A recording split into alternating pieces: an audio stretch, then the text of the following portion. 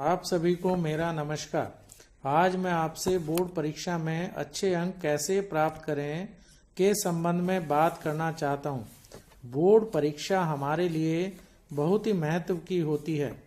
इनके अंक हमारे जीवन में बहुत ही महत्व रखते हैं।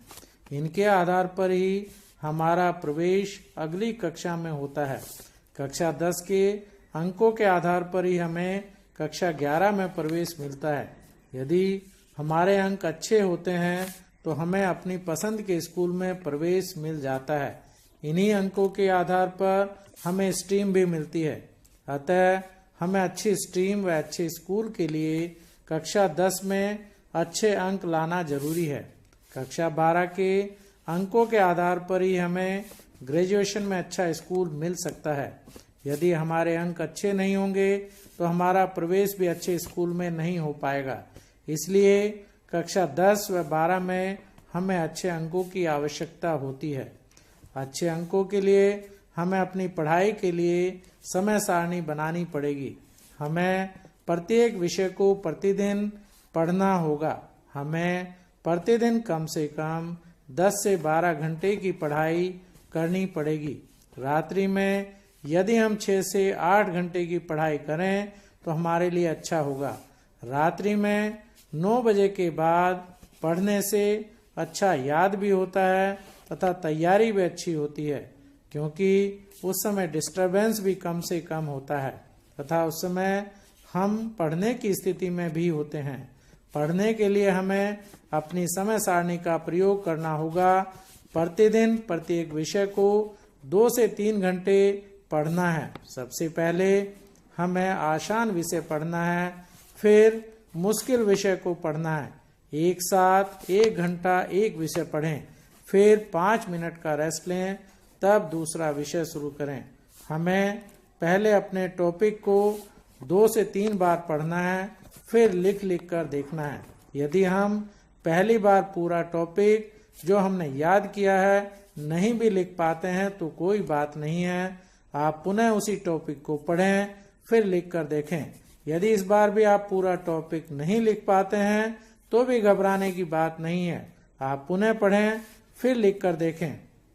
इस बार आप पाएंगे कि आपने पूरा उत्तर ठीक से लिख दिया है।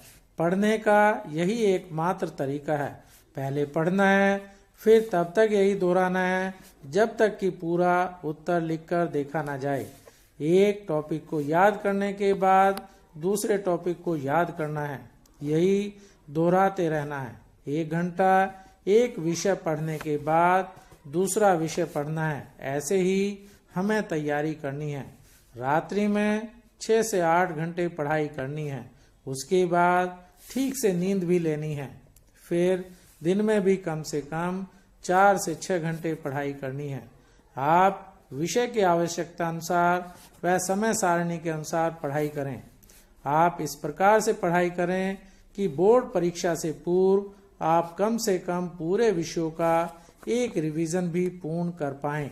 आप परीक्षा के दिन से पूर्व भी अपने विषय का रिवीजन करें। आप प्रत्येक विषय के मुख्य बिंदुओं के नोट्स बनाएं। आप उसमें फॉर्मूला, यूनिट्स आदि भी लिख लें, ताकि अंतिम समय में इन चीज़ों को याद करने में आसानी हो। आजकल बोर्ड परीक्षा में objective type and multiple choice type प्रश्न भी आते हैं। इन प्रश्नों के लिए आवश्यक है कि आप मुख्य मुख्य बिंदुओं को याद रखें तथा फॉर्मूला आदि भी याद रखें, ताकि इन प्रश्नों का उत्तर दे सकें।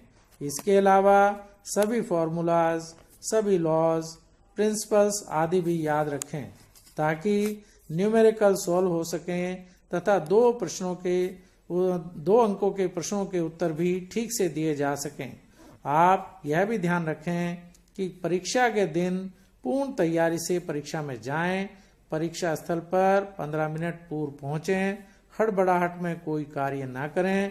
प्रश्नों को ठीक से पढ़ें, तभी उत्तर दें।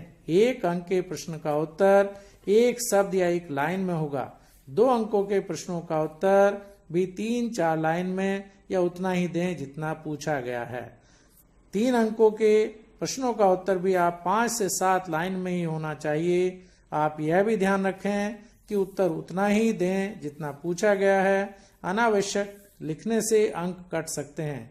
आपका टाइम मैनेजमेंट बिगड़ सकता है। आपके प्रश्न भी छूट सकते हैं। कई बार देखा गया है कि पूरा प्रश्न ठीक से न पढ़ने से प्रश्न में जो पूछा गया है वह छूट जाता है और हम अनावश्यक लिख देते हैं।